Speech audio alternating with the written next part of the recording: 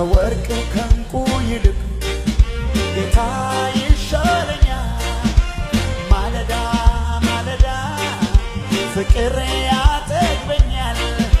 ከወርቅ ከእንቁ ይልቅ ጌታ ይሻለኛል።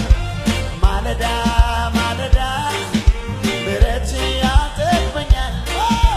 በምን ቃል ልናገር በምን ቋንቋ ላውራ ከአእምሮ በላይ ነው ጌታ ያንተ ሥራ።